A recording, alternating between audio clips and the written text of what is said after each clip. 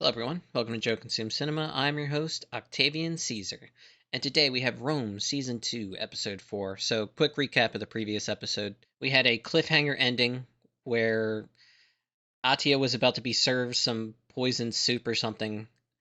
Uh, Sevilla managed to get a spy to infiltrate their household and is using him to poison Atia, and that's where we are right now. And Atia and Sevilla have been going at it for a long time. This is a long time coming.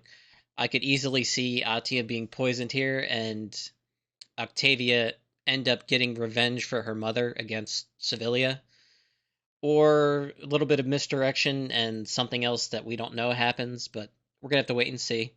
Mark Antony was outmaneuvered the previous episode, lost his control in the Senate, and entered into exile to Gaul to secure a position there. It's interesting how Octavian has risen so far so fast. Built up a small army in like 3 months' time. Well, 10,000 is not small. It's pretty substantial, but that with the traitors in the Senate, their help, he's going to deal with Mark Antony, I feel like, and that's also where Varenus is at the moment. He's with Mark Antony. Episode ended with Titus learning about the children still being alive, and he's rushing towards Varenus to tell him the truth, and hopefully that's how we get him out of there, because I really feel like Octavian is going to finish off Mark Antony and then secure his position in Rome. And he's making use of the traitors that assassinated Caesar for now, but I feel like ultimately once he comes into power, he's going to deal with them for good and, finally get a conclusion to this story. That's where I see things are headed, but we're gonna have to wait and see. You never know. This show is not following the playbook of the play that I read in high school for sure. Things are definitely different. And I don't remember enough about the actual history. I know we're not going off of that either. I just don't actually know that well enough to guess on that either. I think that's completely different as well. But we're gonna have to wait and see. For now, it's pretty good. It's pretty solid. Small problems here and there, but still, season one was great, and this is decent so far. We're only 3 episodes in, so we're gonna have to wait and see. But yep, that's pretty much it. So as always, remember to blank, blank, and blank. Ton of traction for the channel. We're nearing 450 subscribers as of this video, which is awesome. So, yep, any help you give me, a like, comment, share, subscribe, whatever. It all helps. I really appreciate it. With that, let's get right to the episode. Oh shit. That may have just saved Atia's life. How fast does the poison work?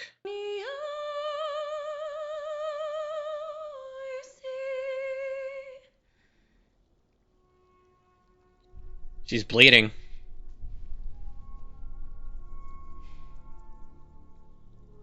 It is fast acting poison for sure.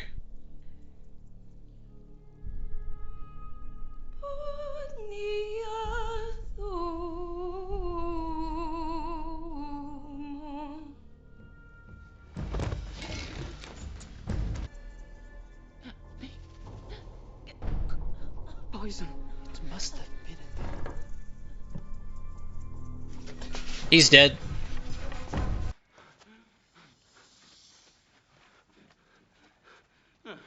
This is Sevilla's work. With Antony gone, she thinks she can just do as she pleases. If you know it's her, why are you torturing him? Because it isn't a legal confession unless there's torture. Sevilla.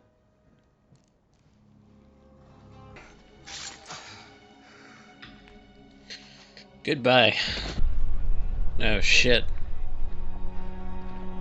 Huge battle was fought here. Well, don't tell me you've taken up scavenging. Oh snap. Who's that? Do you not know me, Puller?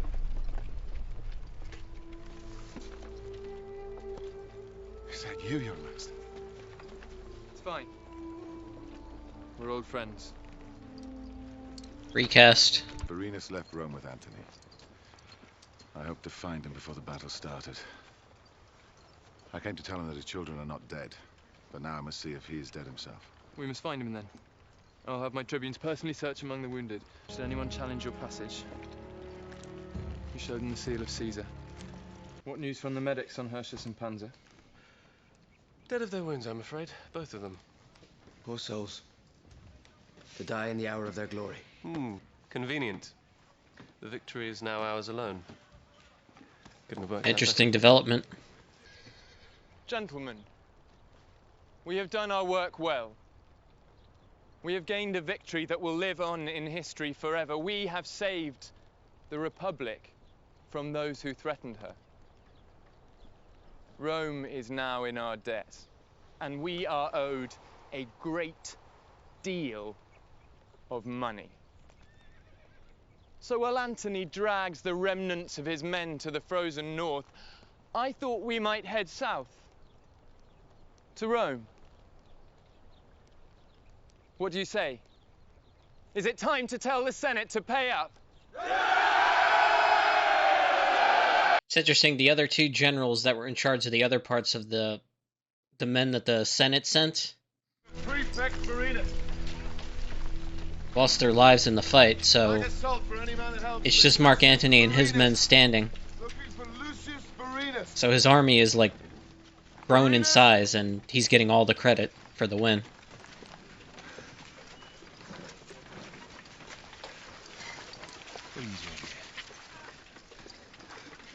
The children are alive. Yeah, man, come on. We're heading north.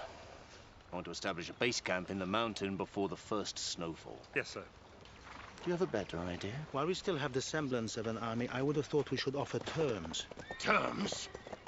Of surrender? That's fucking slave talk. Marinus. Requesting permission to leave the Legion, sir.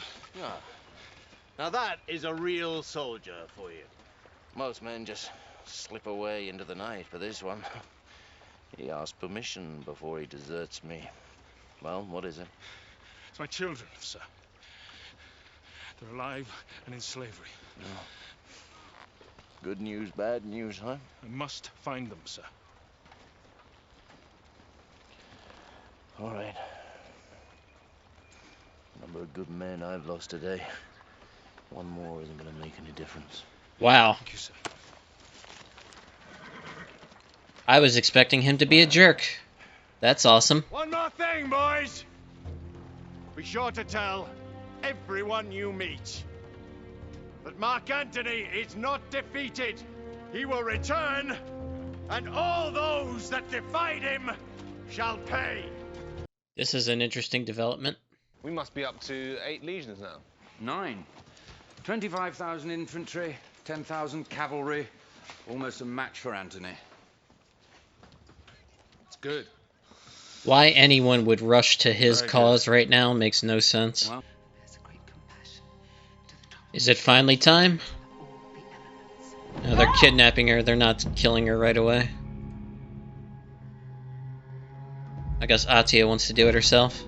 You're a sad, lonely little creature. I think at this moment you're more afraid than I am. I've never been happier in my life. Then why do you keep talking? Kill me.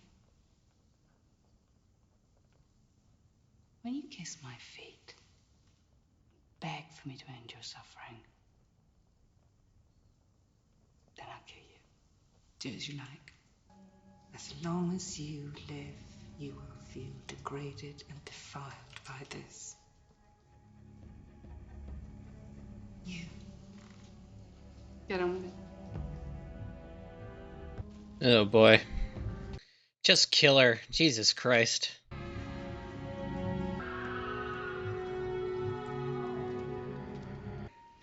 Have you had enough?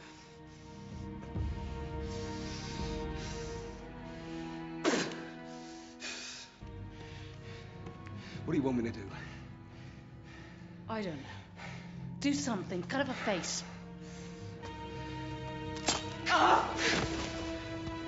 Get up! What are you doing? Go! I am not an animal!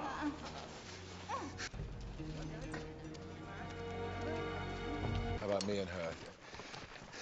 I never. We never. I only said it to make you angry. That's all. That's the truth. And you know that.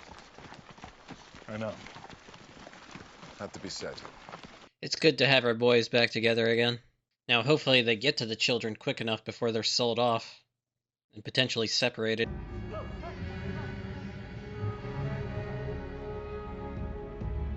She's completely traumatized from it. His army? He's bringing his army to Rome. Why? He has no enemies in Rome. Why bring his army? I am just a messenger. I'm sure when he arrives, Caesar will be happy to tell you. Caesar, he calls himself. Another Caesar. Cicero knows. He allied himself with Octavian because of his army, and now he's lost control of it already. These children are the private property of Gaius Caesar Octavian himself. His orders for us to come find his slaves. Good.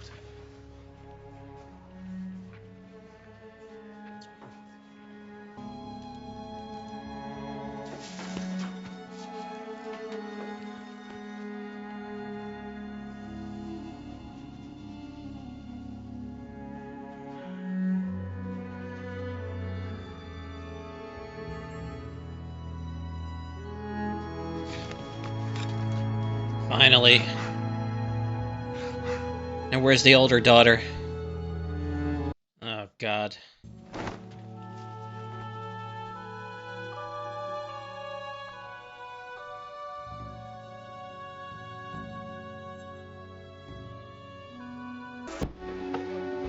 Yeah, I knew he was dead.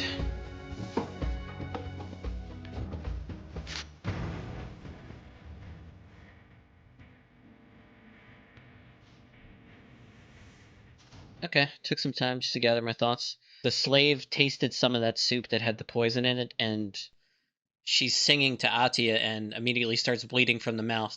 That's how they figure out there's poison in it, and they know that Servilia is the one that did it. They tortured that spy that was in the camp until he finally gave it up. So they got their hands on Servilia and tortured her, sexually assaulted, and really the whole time I was just thinking, just get this over with. This storyline needs to end, and yeah, of course it's not gonna. So Timon, Atia's kind of like hired knife enforcer.